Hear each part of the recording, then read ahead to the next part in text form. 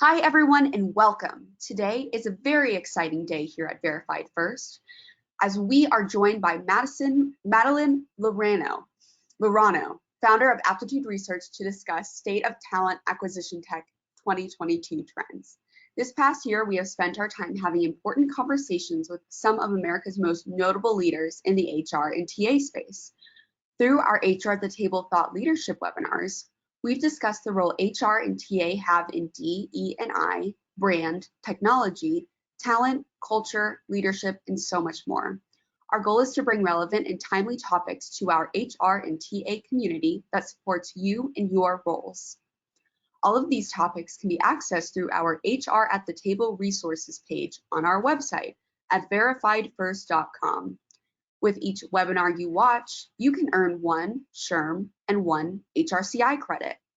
You also have the option to receive credit for attending today's webinar too. If these discussions are important to you, be sure to check out our HR at the Table calendar to keep up to date on topics we are talking about. We've also worked hard to bring you a comprehensive deep dive of all the topics we've discussed throughout this series. So, if you'd like to gather more insight, be sure to check out our blog page, also at verifiedfirst.com. Now, before we dive into today's discussion, I'd like to discuss some housekeeping items.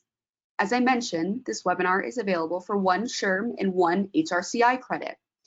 For our live attendees looking to receive credit, be sure to stick around for our post-webinar survey. If you're listening to this on demand, check your email for instructions on how to redeem your credit. Don't worry. This webinar is being recorded, so you can use it as a resource, pass it along to your coworkers, or watch it whenever you'd like. We'd love for you to utilize the chat function during this event to send in any questions that you have for our speakers. To prepare, let's practice now. In the chat feature, let us know where you're tuning in from, and if this is your first time attending an HR at the Table event.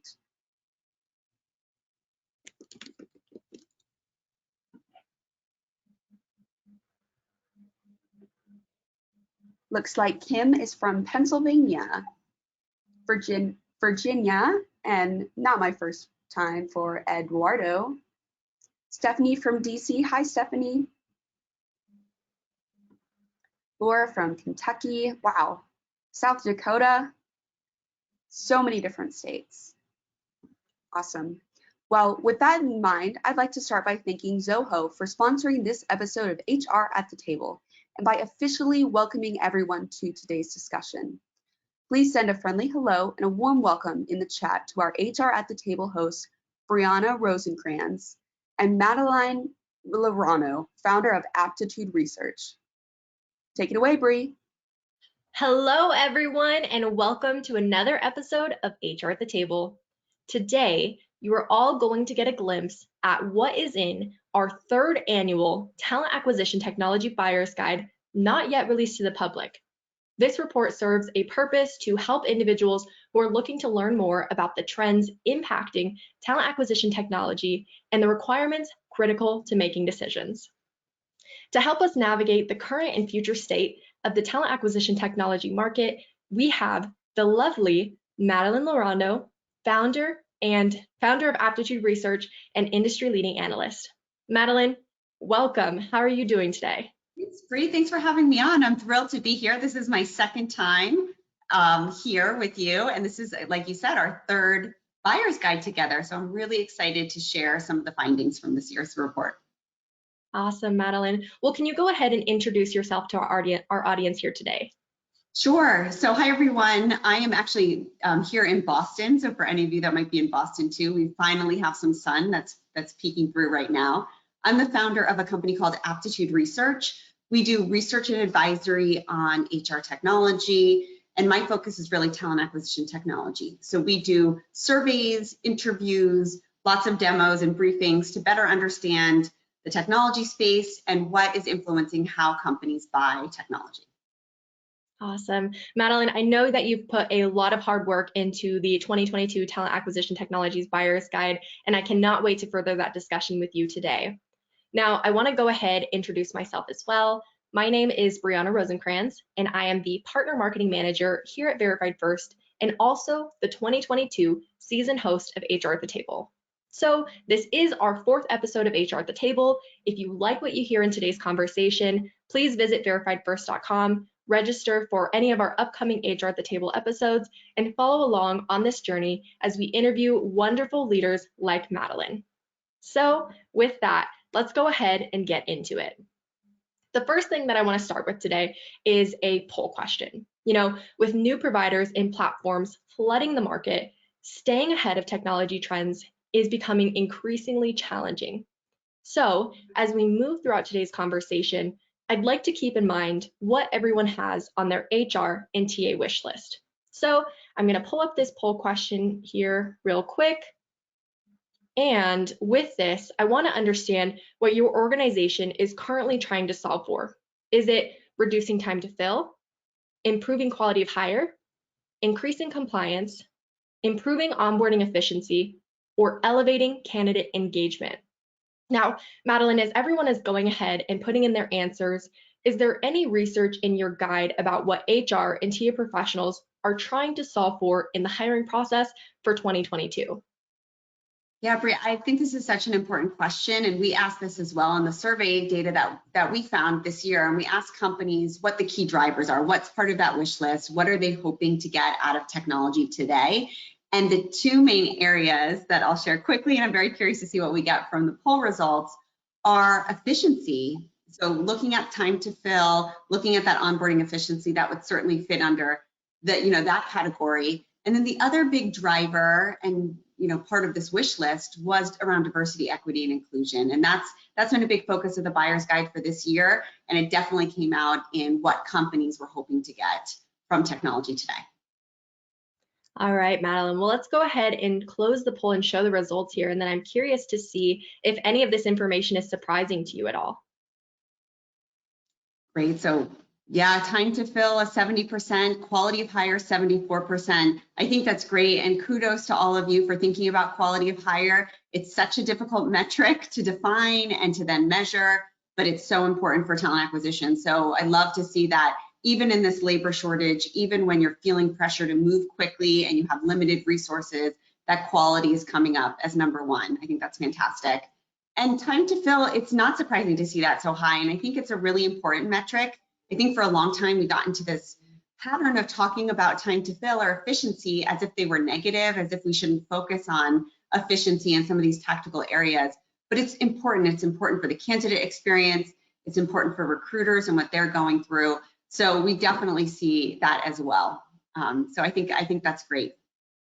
Awesome. Thanks for sharing that insight there, Madeline. Now I'm going to go ahead and remove the poll question here and make sure I'm still sharing. Awesome. So with that, I want to go ahead and talk about talent acquisition technology in 2022. So first off, it's important to identify what is happening in the TA and HR industry and market. So Madeline, can you provide some insight there?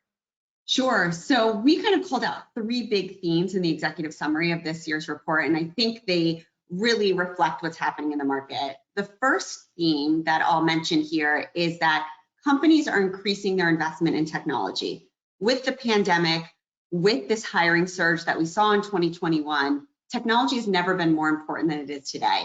And companies recognize that in order to attract talent, in order to recruit talent, in order to hire talent, you need technology to be able to support that, regardless of how big your organization is, regardless of what industry you're in. So the first big theme is that we saw this increase in investment in technology. We found that over 60% of companies increased their investment last year, and this year, 73% of companies are increasing their investment in technology. So that's to me, that was a huge finding in the research to see how technology is playing this role in talent acquisition today. The second piece that I think is so important, and I think it's one of the reasons that we did this report together, is that the landscape has become so complex. When you know you need new technology, you suddenly have a bigger budget.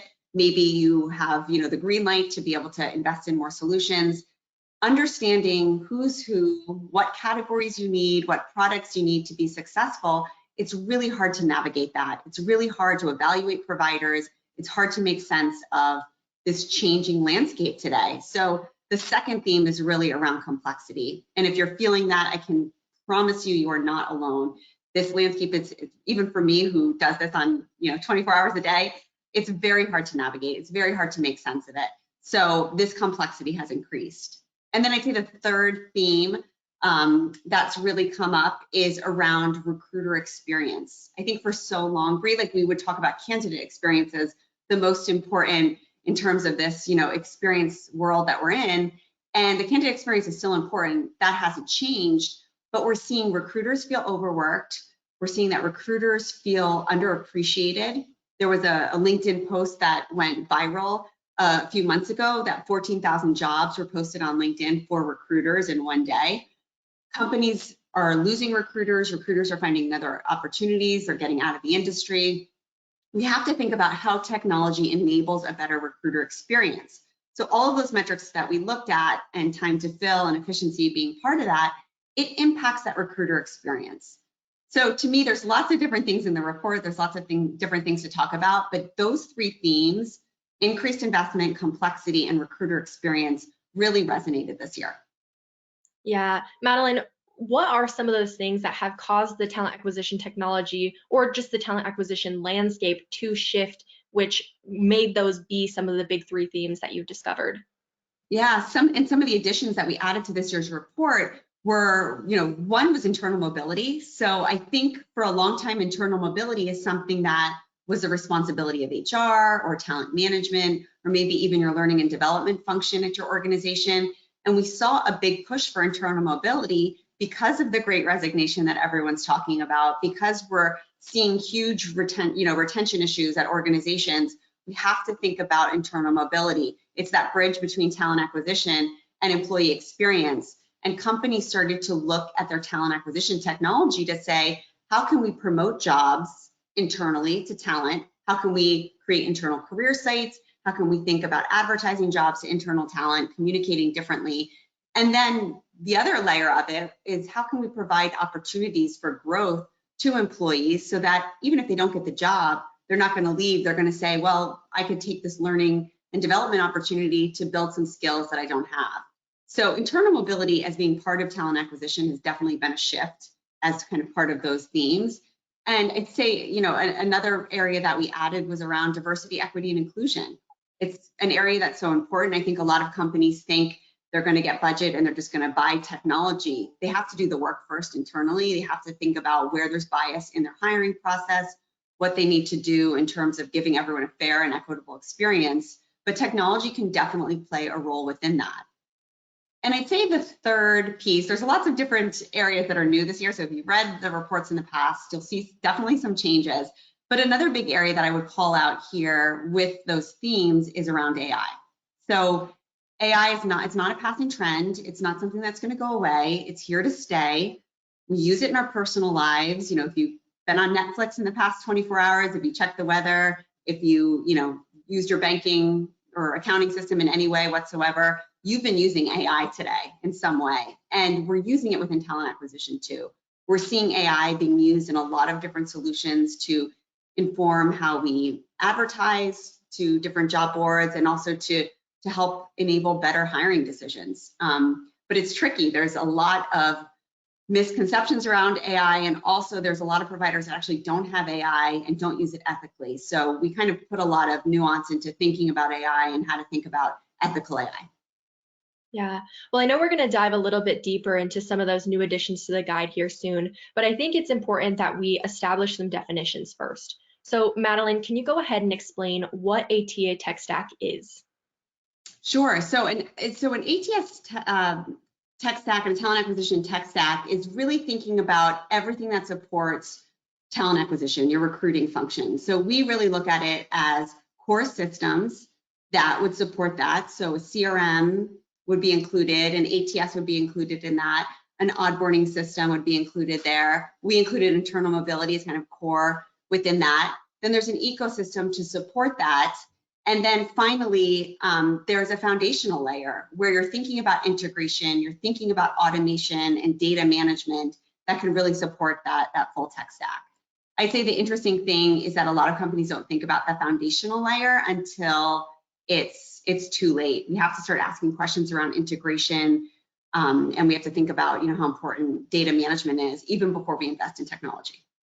Yeah, Madeline, that is a perfect segue into our next topic here, and that is understanding that a successful component of, successful implementation and adoption of evaluating or of, technology comes to evaluating those providers and solutions here. So first off, what should buyers look for in a provider? It's such a great question, and I think it's really hard. And this goes back to that complexity of this market. When you see something exciting, or you see, something that looks really cool, and you want to be different and provide some innovation, but getting down to the evaluation is so important. And it's hard sometimes to see a lot of red flags when you get so excited for innovation. We think about evaluation in 3 buckets. So the first is really thinking about the company. What is the company culture? What is the leadership like? Has this company taken on too much investment? Is this company going through some type of merger and acquisition where they might get acquired by another provider that you might not want to be part of? What does their leadership team I mentioned look like? How many employees do they have that are part of sales, that are part of research and development, that are part of customer support? You really want to paint a picture of that whole company. Start to ask questions around, what does this company, what does this culture look like? And all of those questions are very appropriate, by the way. Then the next piece of it is really starting to look at the product. You're looking at this provider for a reason. Maybe that's because you want a new ATS. Maybe that's because you want a new CRM. You might want a chatbot or conversational AI. But start to really look at the product. Look at the capabilities. Look at the infrastructure of how this product is going to be supported. Are they global? Do you need global capabilities? Do you need to think about integration? What do they think about in terms of partnerships? How do they partner with different providers that you might be already using? How do they provide customer support for those product capabilities that you might be using or might need change management around? And then the final piece is really thinking about the roadmap. So every provider has a roadmap. They're thinking about what's next. They're invested in what's next. And you can certainly ask that when evaluating providers. You can ask what the roadmap looks like in the next 6 months, in the next year. That will likely change, but to see if they're transparent with you really speaks to partnership. And Bree, I think what's interesting to me about evaluating providers is it's really about partnership. When you're looking at the company, when you're looking at who is there and how they're going to support you, it becomes just less about an RFP and checking a box and more about looking at that full picture. Yeah, that's awesome information, Madeline. And I want to remind everyone in the chat, please feel free to ask questions throughout our entire discussion today. We want to make sure you get the most meaning out of it. So if you have questions for Madeline, feel free to pick her brain while we have her here. But with Madeline, I want to go off of that when you're talking about how finding a provider is actually about finding a partner. So the first thing you mentioned is having a provider who you also agree with their company culture, because when they are taken care of by their company, then they're going to take care of you as a client as well. And so that's an important type of partnership that exists. The other partnership you mentioned is when they have partnered with other types of, HR and talent acquisition technology platforms to help create a better integration experience. So those 2 factors alone are very big when it comes to evaluating those providers. Yeah, thanks for making that distinction, because it's an important one. One is kind of the partners in your ecosystem, the ATS that you might be using, the CRM that you might be using, and one is around, being a true partner and supporting you through uncertainty. And we saw that a lot, right? Through the past 2 years, companies had to shift and change overnight, and they needed partners to be able to support that. Yeah.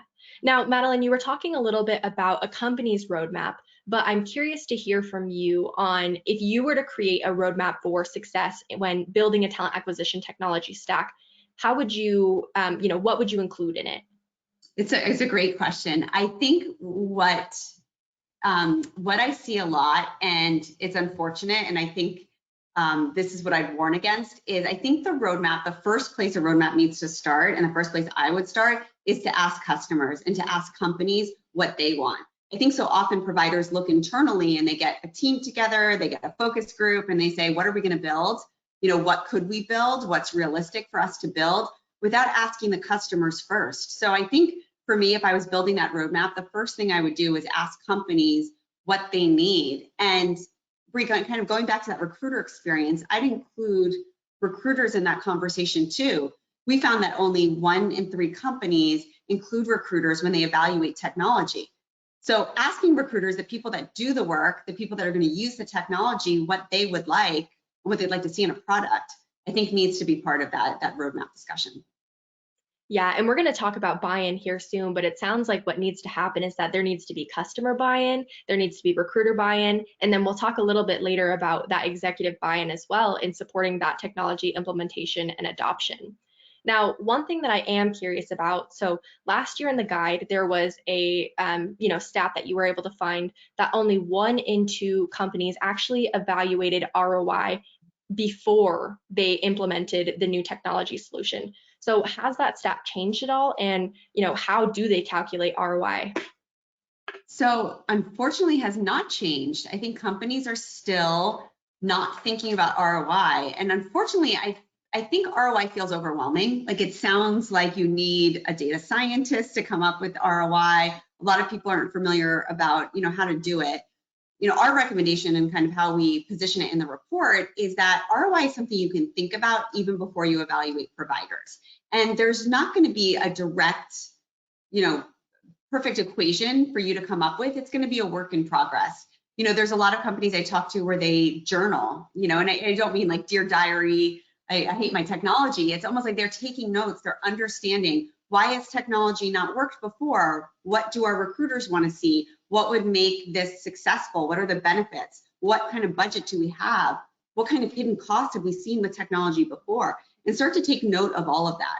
So when it comes to ROI, you can ask questions in advance before you evaluate, before you select a provider. Start to think about ROI and start to get really curious around what you're hoping for in terms of costs and benefits. And then it becomes, kind of putting those pieces together. You've taken note of what the costs will be. Are there one-time costs? Are there annual costs? Are there any costs that you might not be anticipating? Do you need customer support or implementation that you might not be aware of? And start to kind of take note of what those costs will be, and then start to think about what the benefits are. I think you did a great poll earlier where you're looking at time to fill and you're looking at quality of hire, and you saw those as the two priorities. Those definitely factor into your ROI. What do you want to see from this technology? And then the final piece is thinking about the time frame. So for a lot of companies, it feels like we're not even going to see any ROI until 3 years after we've made this investment. You can start to see some changes pretty early on. There's different companies out there that do ROI studies and ROI reports, and they found that a lot of companies will see a return on their investment in just a few months with using different types of TA technology. So you kind of put those pieces together, start to get really curious about them, start to take notes. We included even kind of a workbook section on ROI in one section of the report. And you can start to just, I think that's my advice, is just take notice. Yeah, Madeline, when I saw that number, to be honest, it was quite surprising to me that, 50% of organizations aren't considering ROI before implementation. And in your report, you also identified that 6 to 10, or organizations on average have about 6 to 10 different types of talent acquisition technology to support their processes.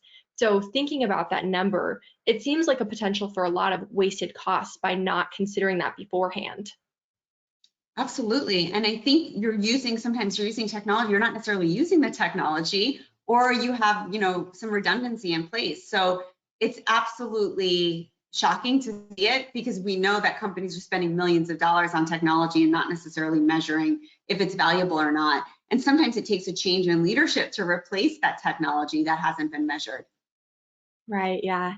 Now, we do have a question from the chat here from Rachel. They want to know where they can find the guide. So this guide has not been released yet, but it will be something that we will have available shortly after the webinar. So you can expect to see that in your inbox probably within the next couple weeks here, and you will be able to access all of this information that we're talking about. Now, we have another question from Dylan here, and they want to know, how far back would you recommend looking at an organization's history of recruitment to calculate ROI? Madeline, any insight there? Yeah, so to look at the provider's history, I think when you're looking at ROI and you're evaluating providers, you want to look back, a few years. You don't want to go too far back and look what they're doing, because a lot of these companies have changed so much. Some of these providers were, on premise not too long ago and now have a SaaS model. So you want to look within the past few years, but you want to see some type of history of ROI. A lot of providers have ROI models that they've created, and that's a great place to start, but you definitely want to be able to kind of put your own touch to it as well. Yeah, and now we're talking about ROI here. With some organizations in HR and TA, financial resources are not always available. So for those individuals who are looking to build their TA tech stack, how would you advise them for what they should prioritize in that tech stack?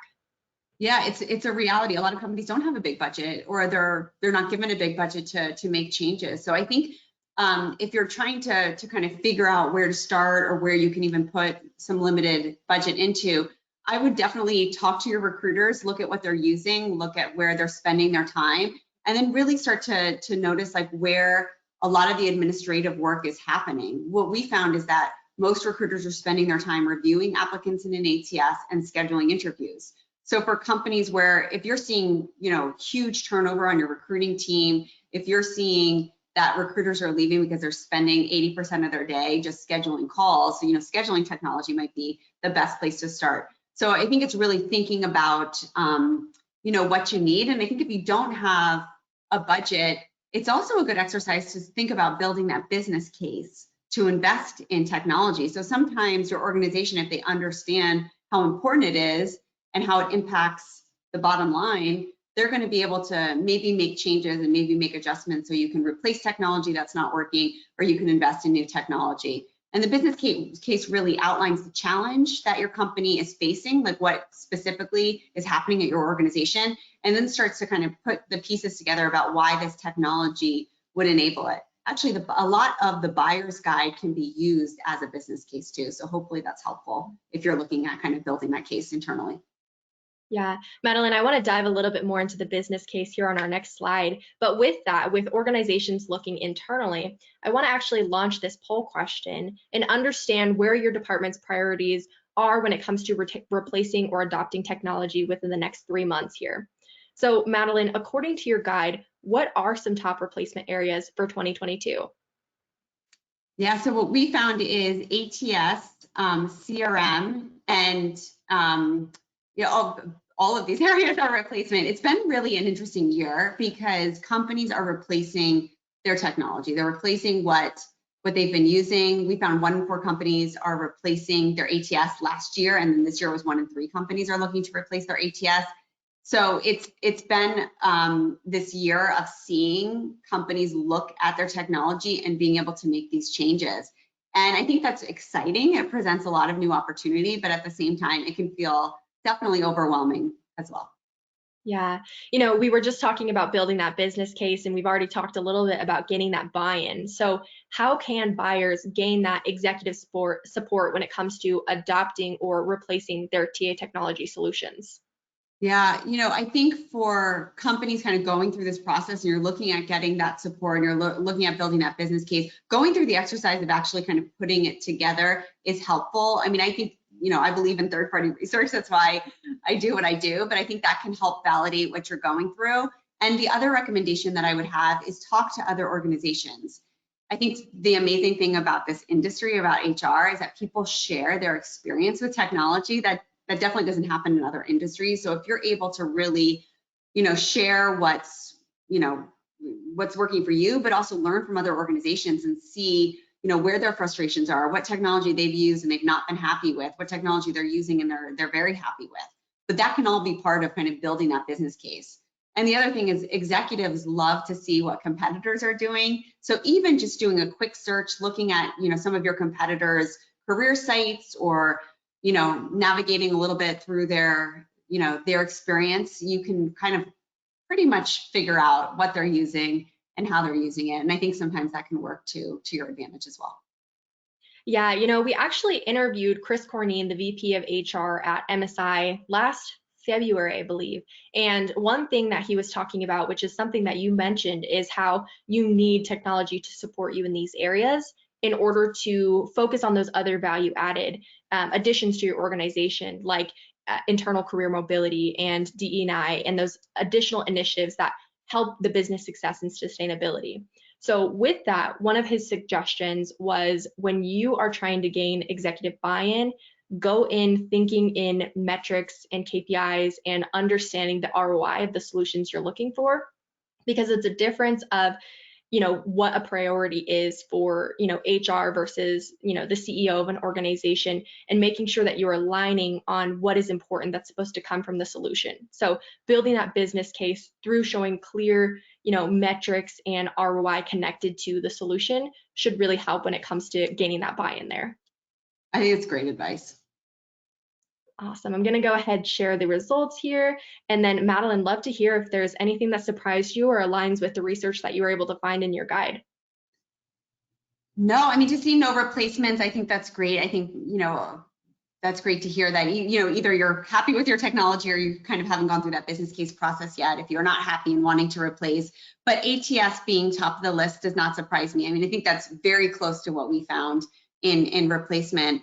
And, I think for companies that are looking at, the technology, the ATS is the bread and butter. You want to make sure you have a provider that you feel comfortable with and that you're able to get your needs met, and integrates with a lot of the providers you're using in the ecosystem too. Right. All right. Thank you for that feedback there. All right. I'm going to remove the results here. So next up, I want to go ahead and talk about new and recurring challenges that are facing talent acquisition professionals today that are also impacting talent acquisition technology. So we both know that technology cannot solve every problem, although we would like it to. So first, I want to start by understanding, Madeline, from your perspective, how has the role of talent acquisition professionals been, challenged or evolved within the last couple of years? Yeah, it's been a challenging few years. I mean, I think I give credit to so many of you, on the phone. I know it's been a challenging few years. I know you're getting new responsibilities. The pressure seems to increase all the time. With the labor shortage, it's been really challenging for talent acquisition professionals because there's a feeling of there isn't talent available. They're not necessarily interested. Other challenges that have come up is like in this remote world that we're in, sometimes it's very beneficial for large recognizable brands, but for companies that are building their employer brand or connect more on, in career fairs or in person, it's really challenging in a virtual world to build awareness for a brand and get people excited for your organization. So thinking about recruitment marketing, thinking about employer branding has definitely been challenging. And then I think, the other piece that I mentioned when we first started was this recruiter experience. Recruiters are definitely overworked. There's huge recruiter burnout. I think we found, over 50% of recruiters feel that they've more burnout this year than they've ever had before. So we have to think about how do we improve the recruiter experience through better technology. We actually found that 1 in 2 recruiters would leave their organization for better technology. Yeah, that technology can play a key role here. Now, with that, as we're looking at the current role of the recruiter or the talent acquisition professional, where do you see their role headed towards in the future? Yeah, there's been new responsibilities, and I think that's exciting. We're seeing kind of internal mobility that I mentioned earlier, and retention as being part of that responsibility. We're seeing workforce planning and thinking about data and how to use data more effectively as being part of that as well. So there are new responsibilities, and I think it really elevates talent acquisition and can provide some new skills that maybe weren't part of this profession in the past. Yeah, we just have to make sure the tactical administrative work is being managed and doesn't become too overwhelming. Right, exactly. And that's the point here, is figuring out how you can get those tactical administrative work, automated and out of the way so that these recruiters and talent acquisition professionals can focus on those other initiatives like elevating candidate engagement or having additional communication with candidates to try and get the win, keeping them from competitors. And so that's where it's important to consider all components of your talent acquisition technology stack. And like Madeline said, looking internally to figure out where your team needs the support there.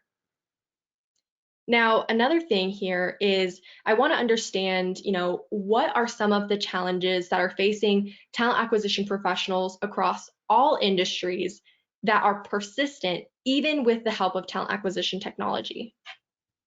Yeah, I think what we found too is that 57% of recruiters feel that their job is not understood by leadership at the company. So I think regardless of technology you have in place, regardless of how helpful it is, there still is this fundamental challenge at organizations where not everyone understands what talent acquisition does, how hard it is, what recruiters need to do, how much harder it is to find quality talent today. So I think that that is definitely a challenge that has come up this year more than ever before. It's just a misunderstanding and a lack of validation for how hard talent acquisition is. And technology, unfortunately, is not going to be able to solve that. You know, I think another piece of it is diversity, equity, and inclusion. I think the right solutions can definitely reduce bias. I think ethical AI can definitely reduce bias. But I think for companies that have not done the work and they have not really looked at where there is bias in the hiring process and where there's bias in their own organization, there's not a lot technology is going to do to fix that. So you really have to put the work into diversity, equity, and inclusion. The technology is not going to be a quick fix for that. Yeah. What are ways that they can utilize technology to help them identify the gaps in, DE&I recruitment and retention strategies? Yeah, I mean, analytics is definitely helpful. So you're able to really see, like, through that whole funnel, like, who are you sourcing? Are you sourcing from diverse, pools? Are you sourcing diverse candidates? Are diverse candidates applying for a job? Are you interviewing diverse candidates? So you can start to see, through the conversion rates or even through just those metrics, what's happening, where you're kind of missing out on this process. I think going through the process, applying for a job and seeing what it's like, what questions are being asked, how that might, make someone feel like they're not having a fair and equitable experience is definitely something to do and companies should think about. There's technology that helps with job description to be able to reduce bias and what's written in the language of a job description. And then from interviewing to hiring, a lot of decisions are made when people make them with bias. Like, we bring bias into how we make decisions around talent. So to be able to automate that and to use technology, gives people, hopefully with the right technology, a fair experience, a fair opportunity where, humans might not be able to do that.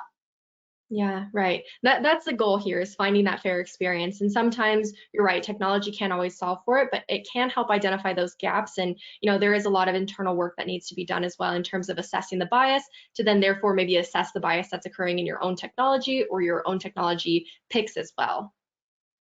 Now, I do want to remind everyone, while we've got Madeline here, please ask any questions to pick her brain here. Let's see what we can quiz her on here.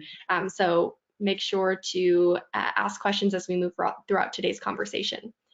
Now, with technology, adopting and implementation is not always easy. So, Madeline, what are some of the hesitations around adopting talent acquisition technology? Yeah, I think for a lot of companies, they don't necessarily know if they have the resources to support the implementation process. So they don't feel prepared. We found that 1 in 3 companies aren't even asking about integration before they're evaluating providers. They're waiting until they've made their decision, and now they're saying, can IT do this? Like, who's going to do this? Who's going to make this work? So you really have to kind of think through the full picture. You have to think about the resources you have, how your provider is going to partner with you through that process, and then what else you might need outside of that. And a lot of companies invest in consultants and look for third-party support when they're going through adoption. So it's definitely it's a mix. It changes. So I think it'd be flexible to kind of looking at what will be successful. But the first place to start is look at what you have internally. For a lot of companies, they find that IT views TA tech as low priority. So you want to make sure that if that's the case, you're still going to be set up for success. Yeah, I think another thing associated with it is fear. Fear of, understanding what the technology is able to do. So often we have experiences where providers are, pitching one sort of experience, but then actually what that experience is going to be like for the end user. And so there's fear around that. Madeline, can you talk a little bit more about the hesitation around using those AI tools? Yeah, I mean, fear around AI is very real, and it's for a lot of solutions is definitely warranted. I mean, it is risky. It's risky to invest in a startup that is an AI startup. It's risky to think about introducing AI that might have bias if it's not ethical into the process. So, one shift that we've seen, and this is in the report too, is that there's less of a fear that AI is going to replace the recruiter. I think that was the big fear we talked about with AI in the past, is recruiters are very fearful that AI will come and replace their jobs. That doesn't seem to be the case anymore. Recruiters feel overworked, they need support, they understand technology helps bring that support. where we're seeing the fear is more in, are we using this ethically? Is AI going to help us make the right decision? So if you think about matching as one example, where you're matching candidates to the right jobs and using AI to do that, you want to make sure that you're matching the right candidates and you're not losing quality talent, and you're able to defend, if you've matched 20 candidates using AI, that the 21st and 22nd, were not ones that should have been considered as well. So I think being able to really think through this, companies that are concerned about ethical AI, they think about transparency, they think about methodologies and how they're being shared and how they're being published. They think about how the provider is able to share how they're thinking through the algorithm and how they're thinking through, their approach. And if a provider is not transparent and they're not able to provide that information, then it's definitely a concern. Yeah. So Madeline, can you go over some of the pros and cons of the adoption and implementation phase of talent acquisition technology?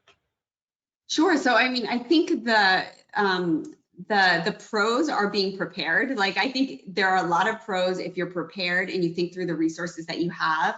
The cons are if you're not prepared and you're definitely facing, what we discussed before, which is a situation where you don't necessarily have the resources internally, your provider's not set up, or they're going to charge you more for implementation support, and then you don't know if you need outside support and you maybe don't have the budget for that.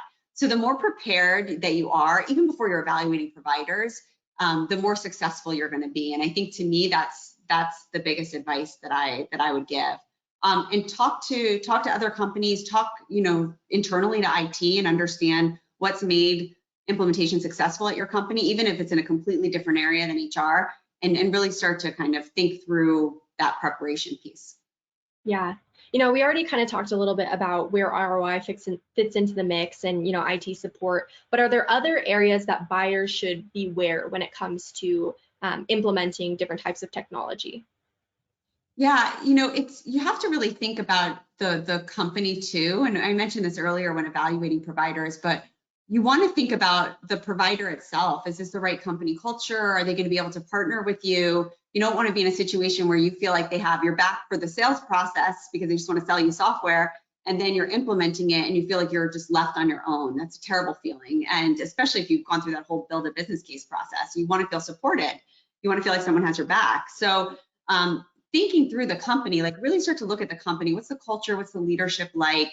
There are providers out there that do a great job of partnering, from everything to helping you through the new technology that you're purchasing, but also, to volunteering at, your fundraisers or your volunteer events, to showing up when it matters. And I think, those questions are really appropriate to ask in the evaluation process. And I think a lot of companies shy away from that and just focus on the product. But I would definitely think about the company too, and it's going to help you a lot with implementation. Yeah, partnership is key here. So for anyone who, we don't have the guide yet here, but if you are interested, we do have our 2021 Talent Acquisition Buyer's Guide on our verifiedfirst.com website as well. We also have some really great blogs from 2021's guide, which has a lot of really relevant information to the industry outside of, current trends that are currently happening. So highly recommend to you to look into that as well. Now, Madeline, I want to go ahead and talk about the future of talent acquisition technology. So this is, we're going to get into some predicting here, but what is next in the TA and HR tech space? Brie, everyone's been talking about the metaverse. Like, I shied away from it for a while to think, maybe this is not happening, but I think it's really been a conversation piece. Consultant friends of mine have done some preliminary interviews with companies, and they're definitely thinking through this. So I think it's definitely a conversation. I don't know if it's going to be next year's guide or, a few years down the road, but I think that it's an interesting conversation. And with, different generations kind of coming into the workforce now, that's sort of how they like to operate in this, virtual environment. So I think that's going to be an interesting topic. I think we're going to still be talking about AI as a big topic and hopefully get more clarity around it. I think we're going to see more regulations introduced. The EU has introduced regulations around AI, similar to GDPR, that they will, I don't know if it's going to go into effect this year or next year, but it's definitely going to impact a lot of these providers. Hiring is not going to be able to get away with AI unless it's ethical. So I think we're going to continue to see that topic. And then I think this investment is going to continue. I think companies are excited for technology. It's certainly changed the way we work. It's changed the way we recruit. And I think we're going to see this landscape continue to be a very, very dynamic one. Yeah, Madeline, I had never thought about the concept of the metaverse when it comes to HR and talent acquisition. So I'm really glad that you brought that up. Now, I know that there have been conversations around, potentially having a work experience within the metaverse where we are able to, virtually walk into people's offices and have meetings. So I'm curious to see if there will ever be a play where the metaverse will incorporate maybe those interview experiences and the, talent acquisition lifecycle. So that's a really intriguing thought to me. I know, and I think the other place I could see it is like onboarding. Like we saw like with Second Life, which was like years and years ago, they tried to do a couple virtual new hire experiences, but I wonder what onboarding will look like, with the metaverse and how that might be impacted. Yeah. While we're on the topic of onboarding, Madeline, you actually identified that the onboarding experience is one of the key components to a candidate or an employee's retention factor. So can you talk a little bit more about that? Yeah, onboarding, it's a huge area, and I think for a lot of companies, it's one they overlook. It's sort of that bridge between recruiting and being an employee. And for new hires, we found research I've done years ago found that in 90 days, somebody makes their decision if they want to stay at that company or not. So in that first 90 days, so it really impacts retention. I think it's something that companies, view sometimes as just to check the box, like, okay, well, we're going to go through this orientation and we're done. Now they've moved on. But when companies are really strategic about it, and when they put, the right socialization in place, when they think about the right compliance and workflows in place early on with onboarding, people are happier, they feel connected. And especially in this remote world, I mean, so many companies had to onboard employees remotely over the past 2 years. We have new hires that have never met anyone at their company. And this is 2 years later. And how do we make sure they feel engaged, that they feel part of something, that they're not waiting for paperwork, that they're getting paid on time? So all of this is so important to that new hire experience. And if in this market, if that experience is horrible, they're going to go somewhere else. Yeah. Something that's really important as these recruiters are, having these new employees enter into the company, that is showing, their success in being able to hire for a position. So how do you see, the recruiter, the HR professional, and the hiring manager, training professional working together to protect that investment? Yeah, not as much as you would hope. I think there's, not as much collaboration in the process between hiring managers and recruiters as there should be. And I think that definitely is an area of opportunity for organizations. But for a lot of companies, it's kind of pointing the fingers and blaming one or the other if something goes wrong, versus kind of working together to make sure that we have the right people, we're, making sure they're onboarded and we're being successful. Yeah, a few slides back, we were talking about the changing role of the recruiter and talent acquisition professionals. And one of the things we talked about was that employer branding, and how this is kind of a new component that is being considered when it comes to talent acquisition. And it's not just, the HR professional or the TA professional who has to consider this, but there needs to be buy-in from the entire organization in the type of branding and, company culture you have. So on top of, employer branding, what other things are outside of the normal, TA role that they're having to start consider now? Workforce planning, I think, is another big area. And I wonder if this is kind of the future too. It's not something new for organizations. We've been talking about it for a while, but it just hasn't really stuck. And I think for companies that need to be prepared and have seen this uncertainty, they want to think about how can we be more strategic. So I think workforce planning is definitely one that's definitely responsibility that falls outside of a traditional recruiting responsibility. And then internal mobility, which we talked about, which is something that would typically have fallen under HR or talent management. And now it's part of recruiting. They have to look at internal talent as well. And that's not just communicating jobs, it's also thinking about how we can really provide them with a personalized experience. We found that 1 in 2 companies provide the same experience to external candidates and internal candidates. And that's a big mistake. That's a missed opportunity. We have to make sure internal talent doesn't feel like strangers, that they're going through this process and we're not treating them like they're somebody that we don't know, that they're part of this workforce. Yeah. So, you're saying that 1 in 2 companies treat them the same. In terms of, the way we use technology when it comes to those internal versus external hires, what are some of those differences that exist there? So having a separate career site is the first place to start. So having like an internal career site where it's like, we know you work for this company, the messaging and the communication is different. Recruitment marketing, a lot of companies use the CRM or they're using a recruitment marketing platform, and you can really segment talent differently. So you can segment your internal and your external, send out different campaigns so that everybody's not getting the same thing. To say, Aptitude Research is, a great place to work to somebody that already works there. So you want to make sure that the communication is very different. And then the interview process needs to be different too. It can't be the same experience where you're asking the same questions. If you're using digital interviews, if you're using an interview management system, it has to feel personalized. We have to recognize that these are people that already work for our company. And for a lot of companies, you're saving costs if you're hiring internal candidates. For screening, you probably already screened them at some point. Maybe you don't need to do that again, or maybe you do that again, but you're asking very different questions and you're kind of going through this differently. Assessments is the same situation. You're not going to ask the same assessment questions for somebody external that you would internally. Yeah, that's good information there. Now, as we're talking about where technology is going, what type of trends we're going to be seeing here, how can HR and TA professionals prepare for these changes?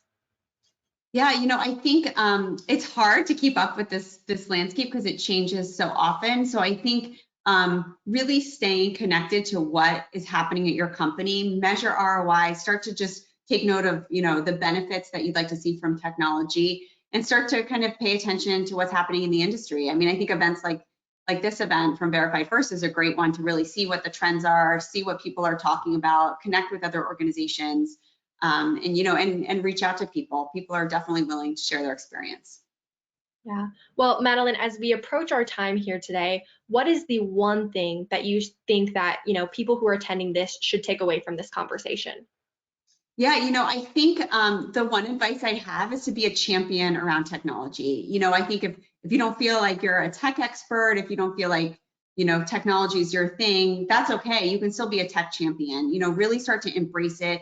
Learn as much as you can, ask the tough questions. You're certainly in a position to do so, and the relevant questions. But I think just being a champion for technology and recognize when you evaluate providers that, you can ask the tough questions. You can start to really look at the full picture and hopefully, get a better understanding of what you need and what you'd be able to get from different providers. Awesome. Well, Madeline, I know that you put a lot of very hard work into this guide, so I'm really excited for everyone to be able to see that. So I want to give you a big shout out for all your work and for providing this additional insight in today's conversation. As promised, everyone in attendance today will receive a copy of the guide here shortly. But with that, again, Madeline, I want to give you a huge thank you for your participation in today's discussion. Huge thank you to the audience here. Now, we do have some information here if you're looking to get in touch. So Madeline has so graciously provided her website information and her LinkedIn. So if you have any additional questions for Madeline, or you want to follow along her journey as a leading analyst for Aptitude Research, her information is there. Now, if you also want to learn more about Verified First and where we fit into the talent acquisition technology lifecycle, give us a call, shoot us an email, let us know in our post-webinar survey. With this webinar is not meant to pitch product at all, but we do want to have the opportunity to get to know you a little bit more and your needs in your organization and how we can help solve for that. So just stick around a little bit longer and we will let you know how you can get that SHRM and HRCI credit. With that, Madeline, thank you again, and I will let our other moderator take it away here. Thanks, Bree. Well, that about wraps it up for today's discussion. I want to thank everyone for your attendance today, our guests, Madeline Laurano from Aptitude Research, our host Brianna, and especially our sponsor Zoho for making this episode of HR at the Table possible. We'd love to hear what you thought about our webinar today, so make sure to leave us some feedback on our post-webinar survey. For our live attendees today, stick around just a little longer for our post-webinar survey to redeem one SHRM and/or HRCI credit. For any on-demand listeners, check your email for instructions on how to redeem your credit. We'll be sending out the webinar on demand in case you want to use this for a reference or send it to a colleague. Also, Stay tuned for more HR at the Table webinars and for blogs deep diving into today's topic. Next, we will be hosting the Chief Human Resource Officer at Cisco on Women in the Workplace, Building the Business Case. We hope you can make it, and we will see you next time. Awesome. Thanks, everyone. Thank you, Madeline. Thanks, Bree. Thank you, everyone, for attending.